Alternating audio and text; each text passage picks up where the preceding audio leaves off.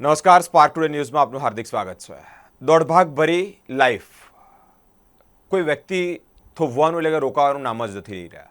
સવારે ઉઠ્યા હોય ત્યાંથી લઈને રાત્રે ઊંઘતા સુધી મનમાં સતત અલગ અલગ પ્રકારના વિચારો, અલગ અલગ જગ્યાની દોડ, અલગ અલગ જગ્યા પરની યાત્રાઓ સતત ચાલુ રહે છે.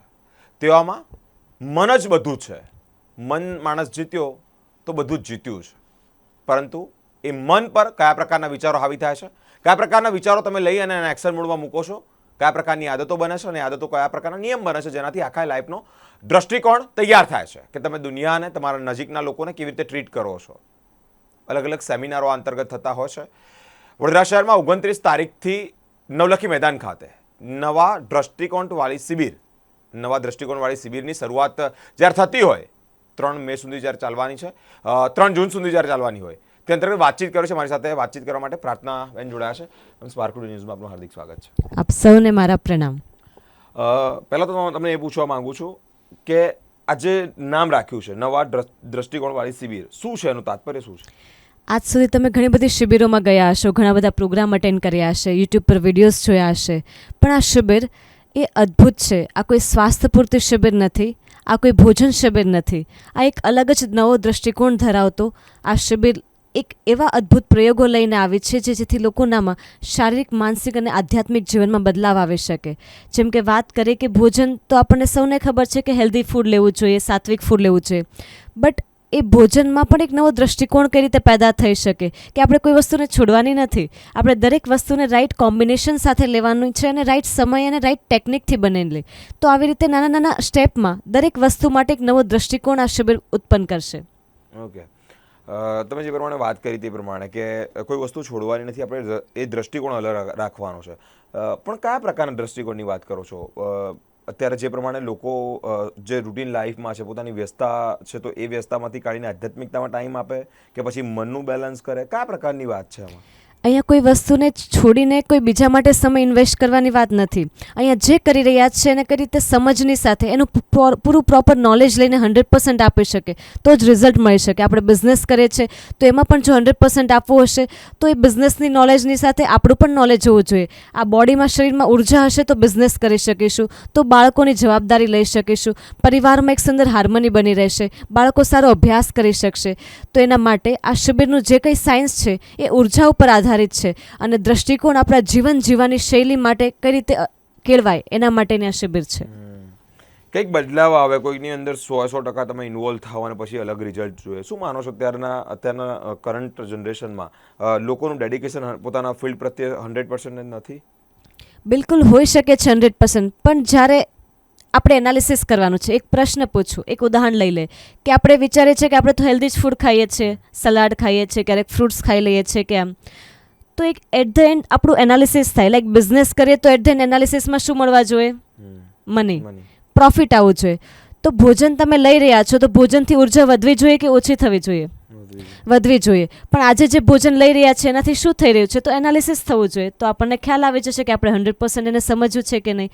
ત્યારબાદ એક્સરસાઇઝ કરવાથી આપણે એનર્જી વધવી જોઈએ કે ઘટવી જોઈએ? વધવી જોઈએ. પણ આજે એક્સરસાઇઝ કરીને થાકી જઈએ, એક કપ ચા પીવાનું મન થઈ જાય, રેસ્ટ કરવાનું મન થઈ જાય, તો ક્યાંક કંઈક મિસ્ટેક થઈ રહી છે. આજે હોસ્પિટલ અને ટેકનોલોજી આટલી બધી વધી ગઈ, તો દવાઓ વધવી જોઈએ કે ઓછી થવી જોઈએ? ઓછી થવી જોઈએ. પણ આજે દર વર્ષે ઘરે એક દવાની ડબ્બીઓ વધતી જાય છે. તો કંઈક મિસ્ટેક થઈ ગઈ છે. એ છે આપણે જીવનશૈલીમાં, આપણા ભોજનમાં. એટલે કહેવાયું છે કે જેવું હશે અન્ન એવું હશે મન. જ્યાં સુધી ભોજન શુદ્ધ નહીં થાય ત્યાં સુધી વિચારો શુદ્ધ નહીં બને. વિચારો શુદ્ધ નહીં હોય તો ભાવ કઈ રીતે શુદ્ધ થશે કે આપણે સૌ એક જગત, એક પરિવાર છીએ. તો આ શિબિરમાં બેઝથી લઈને ટોપ સુધી નાના નાના સૂત્ર અને પ્રયોગો જે સિક્વન્સમાં છે, મેથોડિકલ છે અને સાયન્ટિફિક છે. તો આ અદ્ભુત પ્રયોગો 9 વર્ષથી લઈને 90 વર્ષના દરેક મિત્રો કરી શકે એટલી સરળ સિસ્ટમની સાથે બતાવવામાં આવે છે. એવું આપણે કહી શકીએ કે આ નવા દ્રષ્ટિકોણવાળી જે શિબિર છે એની અંદર ફિઝિકલ ફિટ થવાની વાત માટે આ કાર્યક્રમ થઈ રહ્યો છે, એટલે કે તમે બોડી રીતે ફિઝિકલી હેલ્ધી હો એ માટેની આ શિબિર છે, એવું કહી શકીએ કે બીજા કોઈ પણ પ્રયોગો છે? સો અગર ડૉક્ટર બનવું હોય તો MBBS કરવું હોય તો શરૂઆત ક્યાંથી કરવી પડે? નર્સરીથી. આજે કોઈ પણ ફિલ્ડમાં આગળ જોઈએ, CA પણ બનવું હોય તો શરૂઆત તો નર્સરીથી કરવી પડે.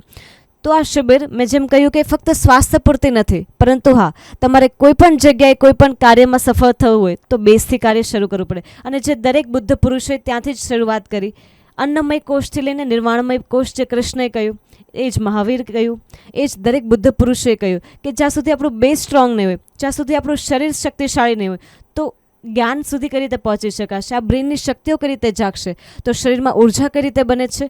Right food, right exercise, right સ્લીપના સંયોજનથી, આ ત્રણેયના રાઇટ બેલેન્સ કોમ્બિનેશનથી આપણા ભીતર પોઝિટિવ એનર્જીનું નિર્માણ થાય છે.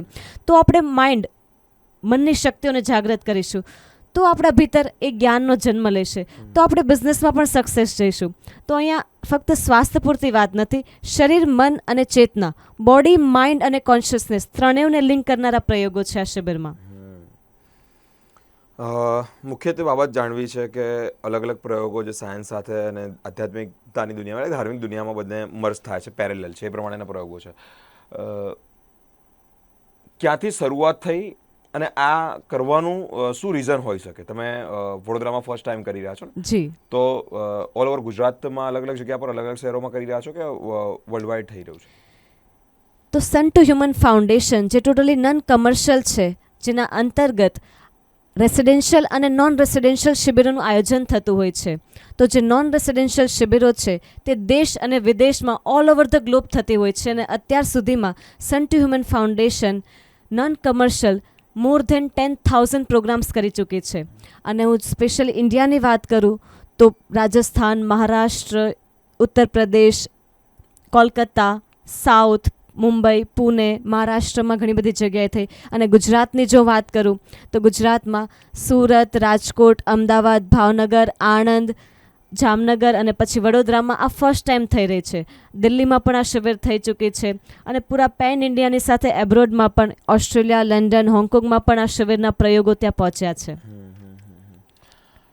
શિબિરના મેન્ટર કોણ છે? કોણ આવવાનું છે મુખ્યત્વે? આ શિબિરના મુખ્ય સૂત્રધાર પૂજ્ય પરમ આલયજી છે, જેઓ ઇન્દોરથી આપણી વચ્ચે અહીં વડોદરાના આંગણે પધારવાના છે, જે આપણા સૌ દરેક વડોદરાવાસીઓનું સૌભાગ્ય છે. જેમની 30 વર્ષની ગહેરી સાધના અને ગહેરું રિસર્ચ આ બોડી, માઇન્ડ અને સોલને કનેક્ટ કરનારા જે સૂત્ર છે, જે જીવનથી જોડાયેલા સૂત્રો છે, એ આપણા સૌને એ જ્ઞાનની ગંગામાં ડૂબકી લગાવવા માટે પધારી રહ્યા છે. તો આપ સૌએ મોકો નહીં ચૂકતા. 29 મેથી 3 જૂન 6 દિવસીય નવા દ્રષ્ટિકોણવાળી શિબિર. પૂજ્ય પરમાલયજીનો જો તમને પરિચય આપું તો તેઓ એક્સ ઇન્ડસ્ટ્રીલિસ્ટ છે.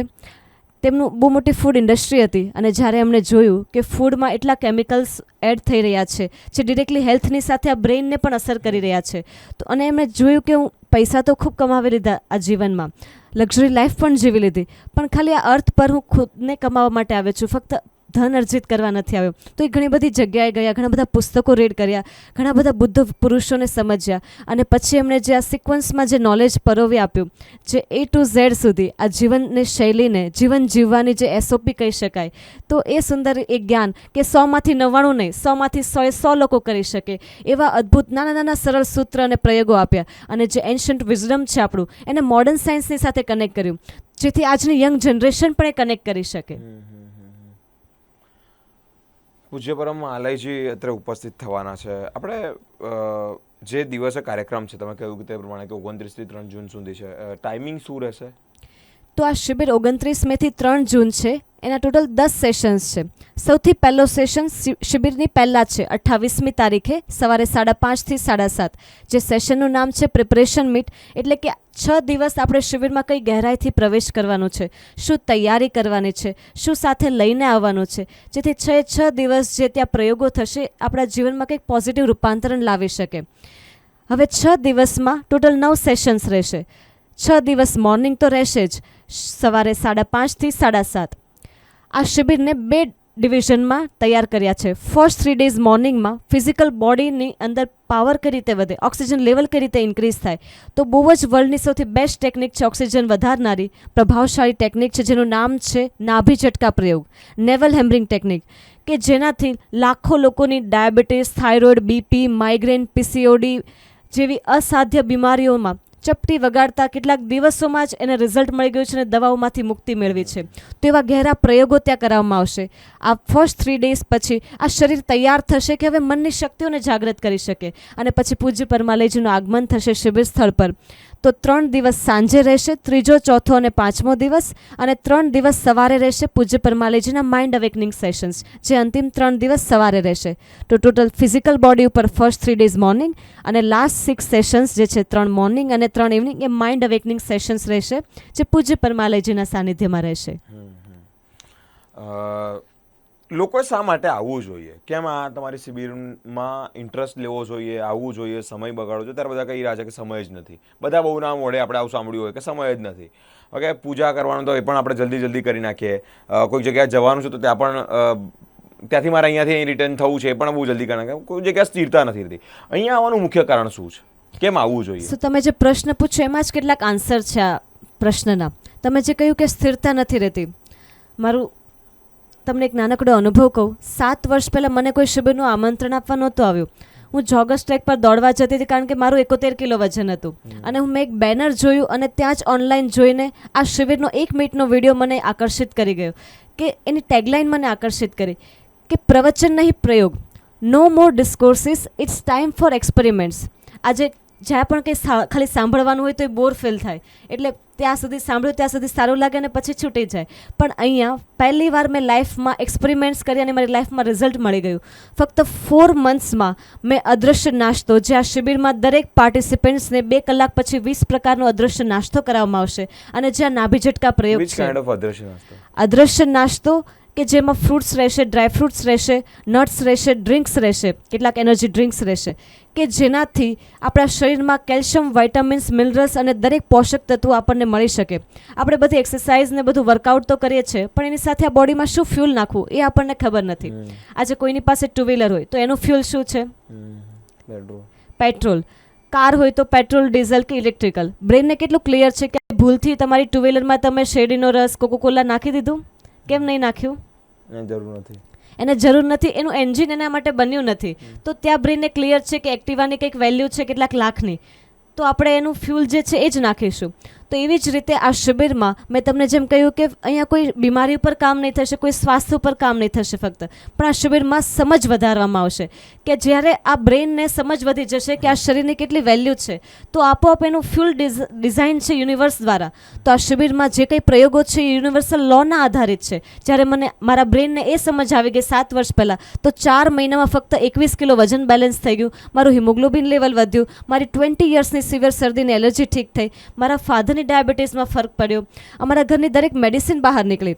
તો ત્યારે મારો એક ભાવ જાગ્યો કે ફક્ત એક મારો એક પરિવાર નથી, આ પૃથ્વી ઉપર જેટલા પણ ઘર છે મારા પરિવાર છે. જે અભ્યાસમાં ભણ્યું હતું વસુધૈવ કુટુંબકમ, જગત એક પરિવાર, તો એના માટે એ ભાવ જાગ્યો. અમે 15 થી 20 યુવા મિત્રો અહીં વડોદરા આવ્યા છે, પૂરા ભારતના ખૂણે ખૂણેથી, એક જ લક્ષ્ય અને એક જ ભાવ લઈને કે વડોદરાનું દરેક ઘર બીમારી અને દવાઓથી, તણાવથી મુક્ત બને, અને દરેક ઘરમાં પ્રેમ, સ્વાસ્થ્ય અને આનંદના ફૂલો ખીલે.